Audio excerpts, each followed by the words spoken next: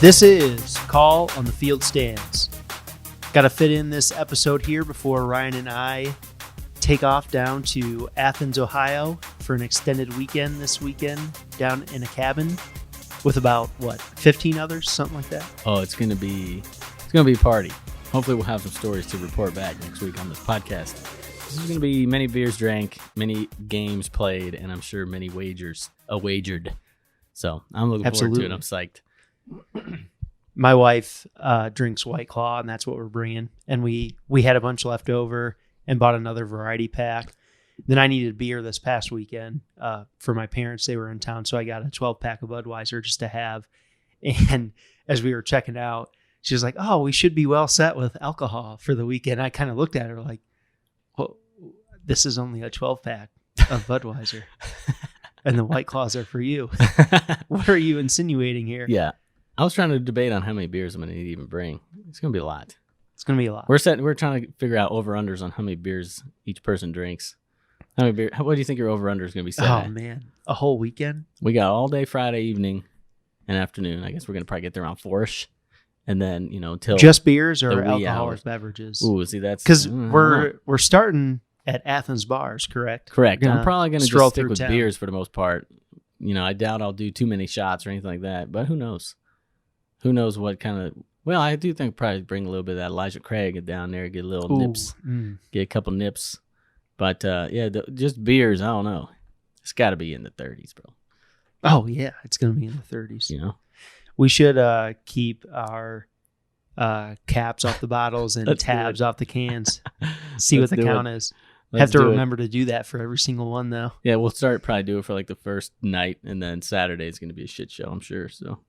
Totally forget. But yeah, there's a pool table there, so I'm sure there'll be some, like I said, some wagers and games going on there. Hopefully we'll have some tournament action to report back and make it sports related, I guess. Dude, we definitely need some tourney action. Play a little poker. Bring that. Yes. But like you said, about 15, 16 of us going to be down there. It is going to be a good ass time. So, a bunch of college friends, as mentioned on this podcast before. Jeff and I both went to Ohio University, and just about everybody who's going to be down there also went to Ohio University. A little reunion action, so you know how them Bobcats can party, so it's going to be good times. Yes. I'm looking forward to that. Yep, can't wait, man. So, on the docket tonight is pretty much all NFL, with the Combine already getting underway with media interviews, and teams have already started conducting their player interviews. And tomorrow they actually start doing drills, and it goes through the weekend. So we'll touch a little bit on that. And then obviously people get so excited about the Combine. It's like, I do. It's just draft. I don't know. Yeah, I guess maybe the draft. It's like, I can't wait to watch this guy do the shuttle drill. Yeah, no, I like how many bench reps is he going to pump out today? I don't care about the bench, but I care about just the overall picture of some of these freak athletes. Like, yeah. If you're 6'2", 225-pound running back and you're running a 4.3, that just blows my mind. Just remember DK Metcalf, all the talk about that dude coming out of the Combine, because he put up ridiculous some of his agility drills weren't the best, but he looked gigantic. He ran fast as fuck. Yep. Then he dropped way back in the draft and balled the fuck out for the Seahawks. Yeah. So, yeah, I guess that part's kind of fun. No, it's cool. Like Isaiah Simmons. Oh, my gosh. That video of him running step for step with Travis Etienne. It's crazy. It's ludicrous. He measured in today. He's just a hair under 6'4". He's like 230 pounds. And the dude is running step for step with one of the fastest running backs in college football. The numbers he's going to put up at this Combine are going to be absurd. He's a beast. He might not get out of the top 5. No. And I see mock drafts, seeing him drop outside the top 10. That will all change here soon. And we're definitely going to get more into the draft and do a mock draft ourselves. But I think Simmons might be the safest, most complete player in the draft. I know there are some other players up there in that discussion, but it's hard to I really dude, he's just so complete and versatile. He has no weaknesses, and he's a freak of an athlete. If you could create a player in your back seven on Madden for today's game. Like he would be what you create pretty much for the back seven. So, so that's getting underway. And then we are in the midst of the new CBA agreement, and a lot of players have already voiced their opinions on social media. J.J. Watt immediately rejected it, I saw on Twitter. And then today, Aaron Rodgers kind of went at length on his thoughts about it. The NFLPA reps already voted to send the proposal to full membership for approval.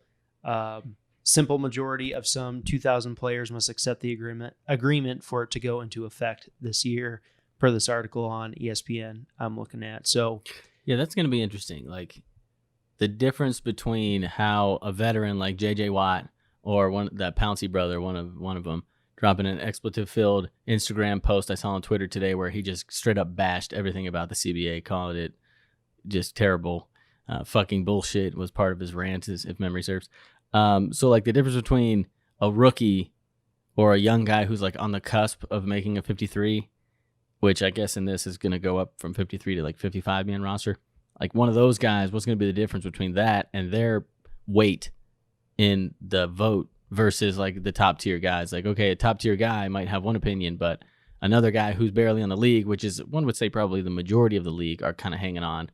You could argue that if they see a work stoppage, they're fucked. Like, what are they going to do? Yeah, right. So it's probably going to pass, to be honest, now that it got to that point. But who knows, I guess. Yeah, I don't know if there will be... I don't think it'll get to work stoppage. But this agreement is... The fact that it got this far, probably not. It's a 10-year agreement, so whatever they agree to, they're locked in for the next decade. But that goes in next year, or... like the 2021 season, correct? I think it's starting the 2020 season. Oh, God. Maybe just some aspects of it are 2021. But the 17-game regular season would begin in 21. Gotcha. That makes sense. So, yeah, I mean, speaking of that, what do you think about that whole aspect? For years, it's been a 16-game schedule. Now they want to add a game. There's a bunch of different sides to it. Obviously, the NFL wants to make as much money as possible. The players want to make as much money as possible while staying healthy doing it. I guess that's probably their main concern. Right. Well, at first, I thought that $250,000 cap on earnings for players when they get that extra game check for that extra game, I thought that was stupid. This ESPN article is saying that the owners agreed to eliminate that $250,000 cap. Yeah, I mean, that was kind of earnings. the obvious, like, you take a guy's salary, whatever it is, you divide it by 16, take that number and add it to make it 17. That should be your number. Like, if you're making, $16 million right now, next year you should make $17 million. Right. But they're trying to cap it at $250,000. Obviously, the players were not going to have that. And I almost think it was put in there just as a negotiating tool. As a lowball thing. Yeah, to say, oh, yeah, you're right. You got us there. That's what, we're working with you. We eliminated that 250 cap. Look at us. We're really generous guys. Right. They had no intent to ever believe, I think, the players would ever accept anything remotely close to a $250,000 cap per player. Like, that's crazy. Yeah. And Aaron Rodgers, in his comments today on social media, basically said the owners made it clear that the 17th game is about paying for the, quote, added, unquote, benefits, and had nothing to do with positive feedback received about any extra risks involved with the added regular season And a game. lot of the added expand, if you want to call it that, is like redistribution of revenue sharing. Like if 0.5% is a big part of that, which is like billions of dollars. That's not an added expense, just loss of a revenue of redistributing to, the players basically, instead of putting it in your own pockets. So, I don't know, it's all bullshit. You got these billionaire cats making hand over fist. I mean, I saw a stat the other day that said Jerry Jones bought the Dallas Cowboys for like less than $200 million or something like that, and now they're worth $5.5 billion. Yeah, I definitely know they're worth $5.5 billion. over the 30 years he's owned the team. Like, these cats got plenty of fucking money. I mean, I understand, the players are their employees, and they have a lot of other employees and expenses as well, but come on. Yeah. So, with all that aside, as far as the extra game goes, I don't know, man. Why would you fix what isn't broken? The 16 regular game season has been fine. But at the same time, it's more football to watch. Right. So how impactful is it going to be to the product? I doubt at all, unless people start getting more injured and things like that. But I mean, the product's going to be just as good. I think the playoff battles are going to come just as much down to the wire. For sure. And it's not really going to change. Like, there's not going to be probably more teams or less teams still in the hunt later in the season. Regardless, I guess maybe one extra game means some teams stick around in relevancy a little bit longer. But yeah, it would make that a little interesting. But in the grand scheme, I don't think it's really going to have that much of an impact on the actual product that we see on the field. No, it definitely won't. But my thing is, and you could even argue this with 16 games, why not throw in a second bye week for these players? That's a 100%. Long season, dude. 100%. And some of these bye weeks are coming like week 6. Yeah, early on, and then all of a sudden you're supposed to last, or on 11 more weeks. Yeah, or on the flip side, week 12. Like, there needs to be more of a spreading out. You obviously can't give everybody a bye week right in the middle of the season. Implement 2 bye weeks, problem solved. Yeah. And especially with the 17th game, because we want to see everybody pays attention to the game because the best players are doing the best player things. If more of those guys are getting injured because their bodies are put to that much more to the limit, how's that going to impact the fandom? No one wants to see guys get injured. But at the same token, like, guys are going to the playoffs, deep into the playoffs. I don't know. They're definitely playing hurt at that point. Right. Like, players have even said everyone is playing with something by the end of the season, like toward the end. That really shouldn't, obviously it's inevitable, but it shouldn't be. You should do everything you possibly can to reduce the risk for injury. And adding a bye week, I think, would go a long way. Yeah, I think adding a bye week would definitely go a long way. And like I said, I think they could do that now with the 16 games. So 17th game, I mean, whatever. I think it's BS that they tried to cap the game check. They're greedy, like, cocksuckers. Come on. Whatever you made in the week 1 game check, you should make in the game 17. Yeah. They just want a free revenue stream. Free game? Like, come on. Yeah. Jeez. But no. The main thing, though, is the expansion of the playoffs. Yes. We didn't really get into that yet. What's your thoughts on that? So basically, they want to add a team to each conference, and instead of 2 teams, number 1 and 2 seed, getting a bye, only the number 1 seed would get a bye, and essentially there'd be a play-in game between the bottom 2 seed. Well, I don't know how they do the seeding, but there would basically be 3 games, and the lowest seed would go on to play the only team that got that 1 bye. So you'd add 2 total teams to the playoff picture, meaning basically half the league is making the playoffs. I don't like it. I like agree. the playoff format as it is. I think it's perfect. 16. I would even enjoy college football going to 6 teams with number 1 and 2 getting a bye. I just like the format. Yeah, I don't know about we can debate that later. Yeah. I mean, I'm still cool with 8, but I'd Yeah. be open. I like the format they have. 6 teams. Yeah, and Top it's 2 not, get a bye. Unlike college, it's not subjective. Like, you play the games, your record spits out at the end. Yeah, it there's is what your it seeding. is. Yep. Like, there's no, oh, well, this team's better than this team, and they played good down the stretch, but they beat them, and they lost to them. Like, it's just, poof, here it is. And, you have an incentive to be a top 2 seed. Yep. I mean, obviously, you still have the incentive to have a 1 seed, but top 2 seeds, I think, makes sense and is about right. Yep. I don't know why you need to add a team. Same thing we talked about. Money grubbing owners just want more revenue stream because they get an extra game to profit off of. So, obviously, they're going to be all for it. Whether or not the players are going to want to be, I don't know. It kind of goes back to the 17th game. Now you got an 18th game. If the money's there, the players would be for it because I think they all want to win. They want to have a better percentage, a better chance to get into the playoffs. Yeah, and like we talked about before with the revenue sharing, I mean, the shared revenue is coming to them too, that they're getting a piece of that extra game as well. For sure. So there's a lot of talk, like you mentioned, like Rodgers blowing up and JJ getting all pissed off. Like, the players are making out pretty good too, I think. Yeah, I think they are. It's a negotiation. Like, thing. yeah, you play an extra game and you get an extra game check, and it's hurting on your body, but you get an extra game check. Like, right. A guy making $16 million a year is going to get an additional $1 million. Right. The only thing I'll say to that, especially with talking about adding extra game, you're not just talking about a 17th game in the regular season. Now, that number 2 seed has to play an extra game. But I'd love to know what kind of health insurance setup the NFL has for their players, because I've heard athletes, including Dustin Fox here locally in Cleveland, kind of bitch about what is really out there and offered to them. Like it doesn't last. Like it doesn't last even past when you retire. And I kind of think, again, I don't know the exact details, but I definitely think they should have the primo, cream of the crop health insurance offered to them. I mean, these dudes are fucking taking like 300-pound linemen on every single game day. Yeah, I mean, obviously the insurance, but I mean, they're also rich ass millionaires who can afford top tier. That's true. Insurance policies and all that kind of stuff. And there is payment to pension payments and things like that for retired players if you're in the league. I think it's 4 years. If you last 4 years, you're set up. Like you're in the, post-retirement plan where you get X amount of dollars and all that kind of stuff. So, I mean, they can afford it.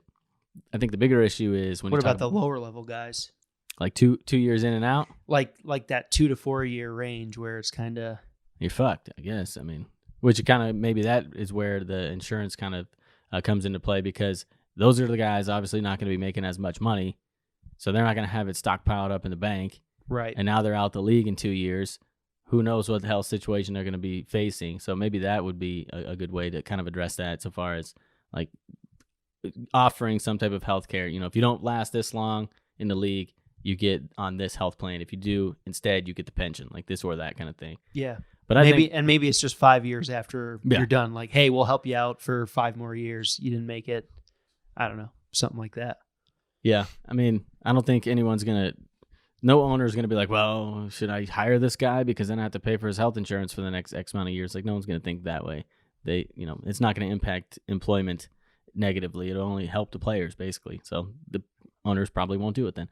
No, but the main thing when you talk about health care is what they need to be focused more attention on, I think, is, and they have been, let me give them credit, like with the concussions and things like that, but like during their time playing, the treatment that they're receiving, the medicals that they're receiving, allowing them to go on the field and play through injuries. Like you said, like anybody in the week 17, they're playing with something. You can't really avoid it, but there should be more attention to trying to prevent long-term injuries down the road. But at the same time, players don't give a shit. Like, they know the risks, and they're willing to risk whatever to get their bag while they can. And if they're crippled like Earl Campbell by the time they're 55, well, that's just the cost of doing business, I guess. I don't know. Yeah, I'm curious to see how players now playing today, with technology improving and rule changes, if it actually helps them out down the road, when they're in their 50s and 60s. Yeah. I mean, I'd like to think it would. The concussions thing is certainly being looked at more. I mean, if you get up halfway woozy, you're off the field and you're getting evaluated. So one could only assume that's having beneficial long-term effects down the road. Like, there's guys who are one concussion away, or, they have a concussion and they get back in the game too early and they get hit again, and who knows what damage that's going to do. Right. But you're not really going to see that damage until 10 years from now. Like, who knows? Luke Kuechly, what the hell is he going to be doing in like 15 years? Yeah. I mean, that dude needed to retire. Right. So, I mean, I think they're definitely taking proactive steps to kind of mitigate the long-term damage that doesn't get seen until they're out of the league and, off the health insurance and not really a lot of times getting the care they need. I mean, look at Antonio Brown, for instance. Like, dude is a psycho. And it certainly has to do with some head shit. I'm assuming, like, him getting hit in the head all them years. You look at some of his early career interviews, he's all, like, reserved and, like, kind of polite and all that kind of stuff. And now he's, like, a fucking wild card. Yeah, he's definitely a wild card. That has to, I mean, we kind of joked about it earlier, like, Vontaze Burfict fucked him up, but, like, probably did. Yeah, probably did. It's fucked up. So, I mean, I don't know. There's a lot of different ins and outs to the whole thing. But ultimately, it's up to the players to kind of stick up for themselves in that respect. But they're not really looking at long term. They're looking at, how can I maximize my time in the NFL right now to get as much money as possible? I'm not going to be thinking about 10 years from now whether or not I'll be able to recognize who my family is and shit like that. Right. So, I mean, there's a lot of ins and outs to that perspective of it, I guess. Yeah, I also think the targeting rule being implemented has kind of cut down on the deliberate, like, spear shots to the chest leading with your head and going head to head. Like sure. I think it's definitely starting to get ingrained in the defensive players' minds. Like, can't always lead with your head. You know what I mean? Can't like just lunge at the dudes. It still happens, but you're not seeing these crushing freaking headshots that used to get celebrated all the time. Like you can look up YouTube videos of big hits and they're all safeties just freaking annihilating a receiver coming over the middle, just straight to the dome. Yeah.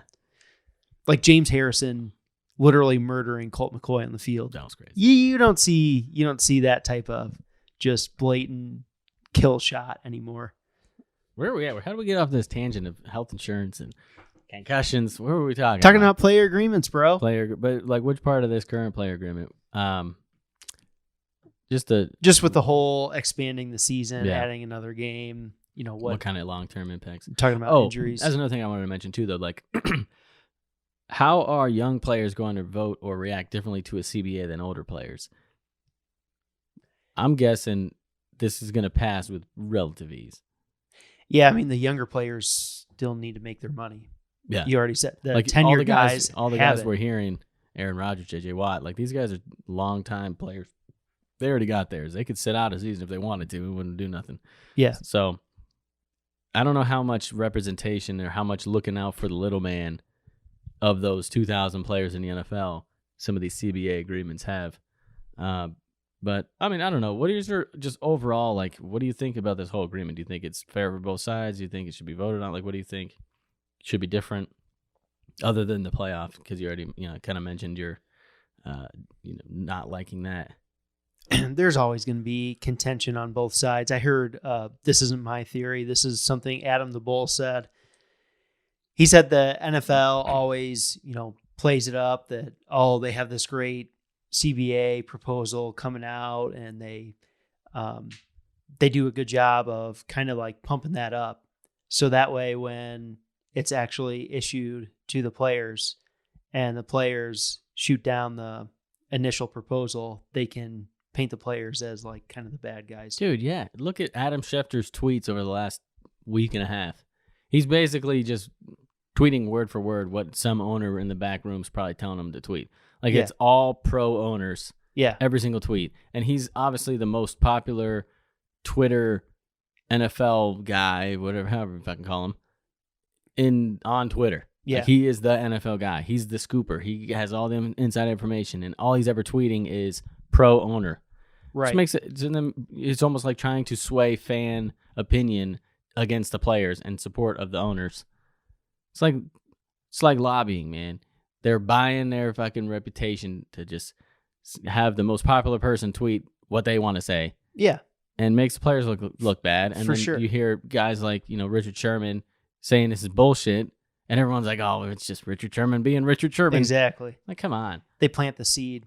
So, I think I can't speak specifically to this, what's going to happen or if it's fair to both sides. I don't really know. Overall, though, I mean, CBAs in any professional sport should be fair to both sides. Players need to be taken care of. They're a huge factor into bringing in the revenue, but it's also a business. Those owners invested into these franchises for a reason, to make money. But money is definitely being made, and NFL is easily the most physical, violent sport out of the professional sports. Throw hockey up there too. But NFL, there's a shit ton of money coming in. When you look at the MLB and the NBA and look at some of the guaranteed money that comes in with some of those contracts for the star players.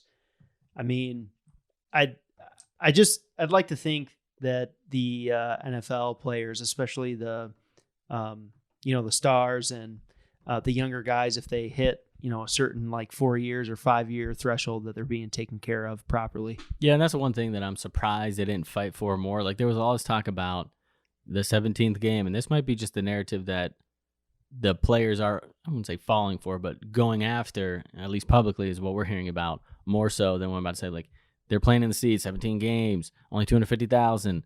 Everybody pay attention to this. Let's not bring up guaranteed contracts. Like that would be, if I was a player, that's what I would want. Like I would want more baseball structure contracts almost. Obviously, you're not going to get to that because there's so much risk involved with injury and everything like that. But some type of guarantee that you're going to make out if your leg falls off tomorrow or you get a concussion that ends your career. Yes. Like, that's what I'll be fighting for. Fuck the 17th game. Yeah. Okay, I'll take the 17th game. I'll take an 18th game. I don't give a shit. How about you give me a guaranteed contract or guaranteed some type of, stipend payment after my career is over and I retire. If I spent X number of years in the league, I get X number of dollars for X number of years. The longer you're in, the more you get long term. Like, shit like that. Instead of worrying about the 17th game and just $250,000. Like, yeah, that's important, but the guaranteed money is what should be the most important, especially for the younger guys. But yeah. They get their signing bonuses and things like that, but especially for the younger guys, they're the ones who need their guarantees. I don't know what that impact that would have on initial signings and initial contracts and things like that, but shit could be worked out. And it's almost like they fell for the trick of, we're adding a 17th game and only paying you $250,000 for it.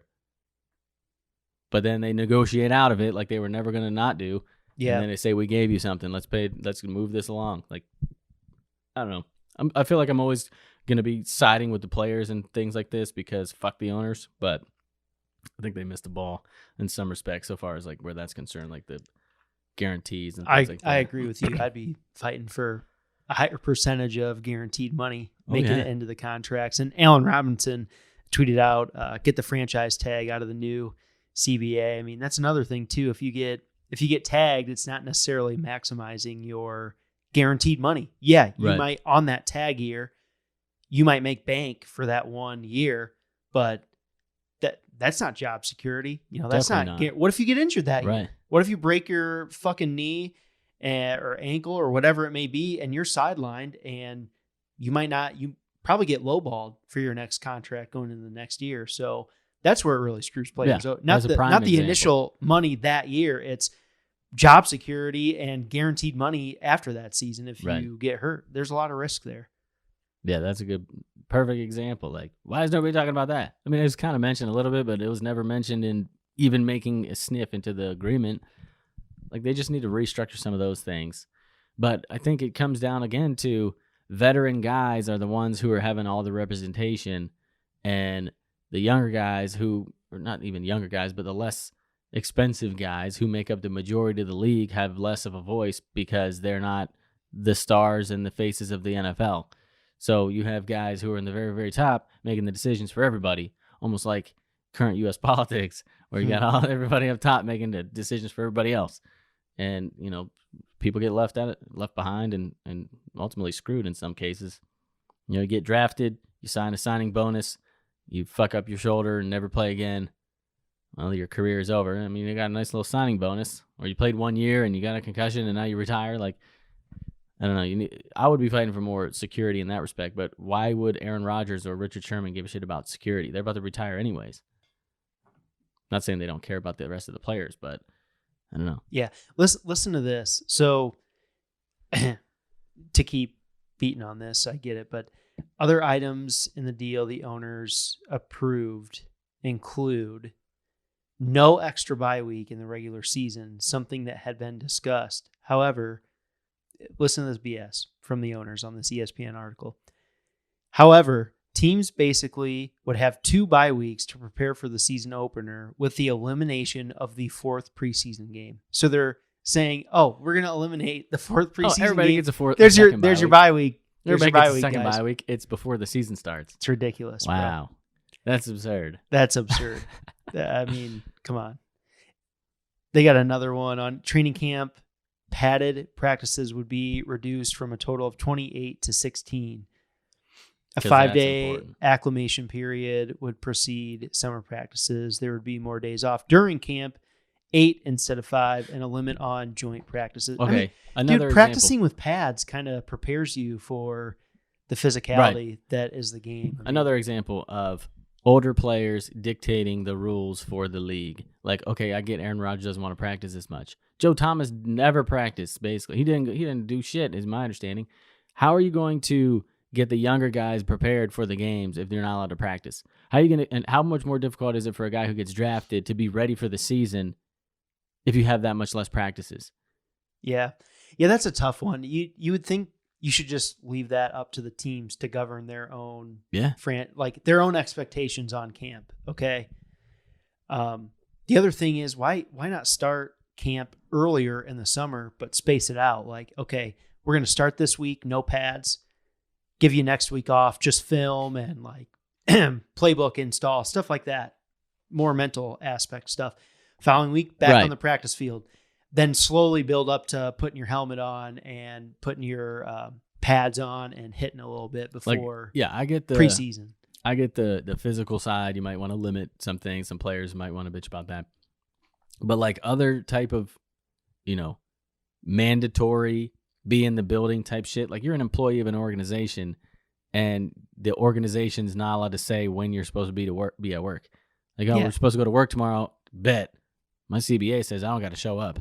Right. It's like that part is a little goofy to me. I would, and especially for the young players, like if you can't, there's like all these restrictions, like you can't be doing this because it's outside of this window, and even if players want to do some certain things, they can't because it'd be against the CBA and it'd be violating, et cetera, et cetera. Like it's just weird. Like they should be allowed to do what they want to do, basically. Yeah, kind of reminds me of the major league scene where that third baseman, Roger Dorn, comes up to Lou, the manager, and talks about he doesn't have to do any calisthenics he finds unnecessary. Here in my contract. Yeah, he takes it out and pisses on it right on the field.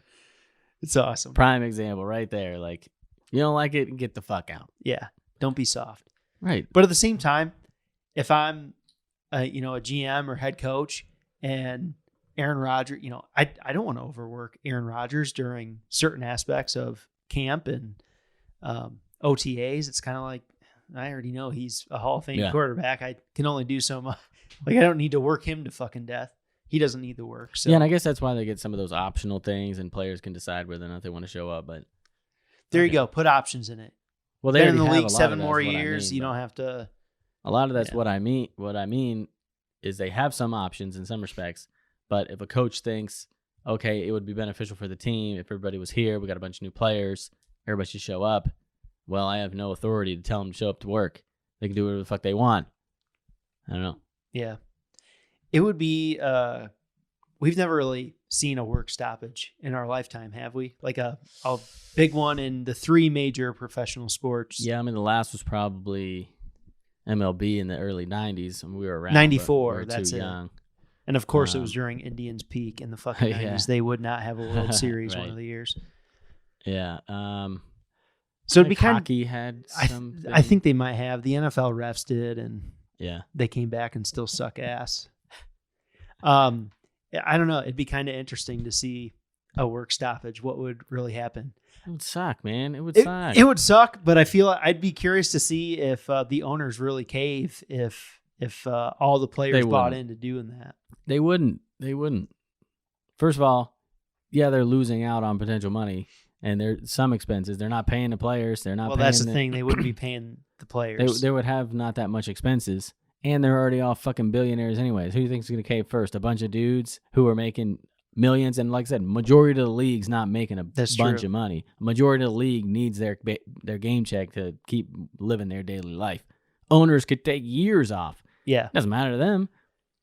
You know? Wipe out all those players' salaries. The teams that are close to the cap too. Right. It's like, okay, well, now I don't have these hundreds of millions of dollars being taken out. You'd lose out on some, revenue, but not that much to make an impact, especially for guys who are already billionaires. What do you think they got side businesses. Right. What do you think is going to have a bigger impact? That's why there's a lot of fucking money coming in though in the NFL. Yeah, I mean it would take something drastic, I think, to get to that point. But it could happen. But I think ultimately the players are, the owners have the players by the balls in many respects. There's not a whole lot they could do about it. And they know that. And the owners know that. And that's why we're about to get a 17th game for next to no guarantees. You're intelligent if you've got $1 billion and can just straight up buy a professional franchise. They know what they're doing. They know what they're doing with this business deal. So, yeah, I mean, that's all the CBA. But the NFL, speaking of other things, we talked about the combine. Just to touch on a couple quick points. And, as we mentioned previously, we want to get into a full-on mock draft. Be ready for that. We're going to make a video and all that kind of stuff, hopefully in the next week or so. So be on the lookout for that if you're hearing this. But we had some controversy, if you want to call it that, some speculation on whether or not the presumed number 1 overall pick would actually stick around and play for the Cincinnati Bengals. There was some speculation that he wouldn't, that he would basically demand not to sign there. He basically dispelled those rumors today or yesterday, basically saying, I'll go where the fuck I get drafted. I don't care. What do you think? You think he should have stuck around and played with the Bengals? I mean, it worked out for Eli. It worked out for Elway. The Bengals are booty. He should sack up and go to the team that drafts him number 1. And the thing, people go to the Elway and Eli Manning thing. Difference there is Eli Manning had millions waiting for him in baseball. He could have been a professional baseball player. Now, I don't know if he would have made it huge in the majors or anything like that, but he was that good to where he had another professional sport to fall back on. A little bit of leverage there. And then Eli Manning, look at that last name, bro. He's got daddy and he's got big brother in the NFL. It's not like he was some random kid saying, fuck this, I'm not playing for this team. He had that Manning name and support to be able to have a little bit of leverage to actually say, yeah, I'm not going to play for you. Going to go to want to play for a different team. I don't really see that with Joe Burrow's situation. What do you mean? Like he couldn't get away with it? You think if he came out and said, go ahead and draft me, I will not play a snap and I will not sign. You think they're just going to draft him anyways? Of course not. Yeah, they're going to move him. They're going to move him for sure. Like he has leverage. They're not going to waste their first overall pick on a dude who who adamantly says they're not going to sign with him. That'd be stupid of him to do. Real dumb. Like a lot of shit would jump off and hit the fan, and it would just be bad for the brand of his personal image. It'd be bad for a lot of things. But think about that. What if they still drafted him? What would he do? Nothing. It'd be a toxic relationship, and he'd probably not put in the work that would be needed. His career would be fucked, basically. Like, it'd be totally fucked. Like I said, his image would be fucked because the branding opportunities for a guy who adamantly says he doesn't want to play for an organization, then gets drafted and is forced to anyways. Yeah, they could go that route. That'd be a bad move for Burrow, and I think he realizes that. Whether or not he wants to play there or not, I don't really think he gives a shit. Like I don't think he cares. Like we saw with Baker Mayfield last year. The Browns, Browns were talking about him. All the media, right? I feel like the Browns were talking about drafting him. The worst franchise in decades. They won 0 games right before they drafted him. Yeah, and then won 1 game the year before they drafted him, and he was like, "Yeah, I'll go there." See, I don't know what his excuse me. I don't know how it works if they draft Joe Burrow and he says, "Fuck you, I'm not signing my contract with you." He doesn't get paid. I don't know, yeah, but I don't know when he's allowed to become a free agent or if other teams are allowed to pick him up because I don't know how the draft rights. They probably really would have work. The right to not allow him to play another down the rest of his life. Honestly. Rest of his life? I don't know if that's true. But or the standard rookie contract 4-year years, contract. 4 or 5, whatever. I'm not sure. That would be, like I said, that'd be really dumb. Be really dumb. But they would definitely trade him. They wouldn't just let him sit there. I mean, I guess you keep him from going anywhere else, but you just wasted your first overall pick. It would be a waste for the Bengals for too. Him, yeah. Yeah. So, no, it would be. But ultimately, I agree with you. The whole narrative was probably all media bullshit, and it would be also stupid as fuck for him to actually do it. Yeah. I don't know why he would even want to. And you were talking about Manning. Manning had brand. There was weight forever, behind it, right. is my point. And same with Elway. Yeah. It's just like Bo Jackson. He got ruled ineligible his last season at Auburn because the Tampa Bay Bucks bought him. Forget the exact story. They were visiting him or hooked him up with an agent or something like that, and it got leaked to the NCAA, and he couldn't finish playing baseball his senior year at Auburn, and he was pissed. And they still drafted him after he said, "I'm not going to come play for you if you draft me." Well, that's because he can play baseball. So he said, "Fuck it. I'm not playing football. I'm going to go play pro baseball." And then years down the road, he said, "I'm going to go play football as a hobby on the side of baseball." That's when he went to the Raiders. Yeah, I mean, it's also different when you look into perspective of what the NFL was back then, the money that is Sure, generated today. Like, a team could lose out on their first-round pick, and how influential is it going to have to their bottom line? Same thing with a player. He can say, fuck this, I'm out. How much is going to have on his bottom line? Not in the long run. Today, a lot more money's flying around, and it's a lot more influential, especially being, I mean, who wouldn't want to be the first overall pick? You make That's bank, what I'm saying, bro. You're secured, and you get to be the first. You're branded as the first overall pick. You know how much more side money you can make on endorsements being the first overall pick? A lot. How many commercials is Baker doing, bro, for fucking Progressive? A million. Especially Joe Burrow from Ohio, from Southern Ohio. Yeah. Like, Cincinnati has the first overall pick. He definitely will get a bunch of local endorsements. Yeah, and it's not even like they're a trash organization in the long. I mean, they made the playoffs a lot in the last decade and a half. Mike Brown. I mean, he wouldn't be the owner I would choose, but I agree with you. It's not like A lot worse organizations in the NFL. Over the past 20 years, they've drafted well. They've made the playoffs numerous times. Like, they just happen to have Andy Dalton as their QB, and Marvin Lewis as their coach, who can't get past the first round. Yeah. At least they get there. Yeah. The Browns never do. Win some games. The Browns never do. So, yeah, that's just weird. Like, I think there's so much media bullshit like, oh, his hand size is only 9 1/4. He just forgot how to hold a fucking football? Yeah, come on, Jake bro. Burns tweeted out. Come on, bro. Joe Burrow, played football in the state of Ohio his entire life. Coming back to Ohio to play professional football, all of a sudden his hands are a problem, like holding a football in the same state he literally anymore. Grew up in. That's another one of those media things that they're just trying to get attention and clicks. So they'll make stories about how NFL, their hand size is a big deal now. Like, no, it's literally not. No one gives a fuck. Pat Mahomes is 9 1/4 inch bigger. Dude's the best quarterback we've ever seen. Like, no one gives a fuck about this except for media writing stories to get people riled up, and people take the bait and flip out about it. Yeah. And now it's all anyone talks about until they go on to something else. Yeah. It's crazy, man. It's crazy. The media is driving me nuts. It's painful. Which is why we do Call on the Field Stands podcast. That's right. Let's go. So, I don't know, any other quick topics? I mean, all right, how about this? Before we roll, you got the Bengals, the Redskins, and the Lions. Little preview for the mock draft. Who you got 1, 2, 3 real quick before we wrap up? 1, 2, 3. As of today, I would say Joe Burrow, easily number 1.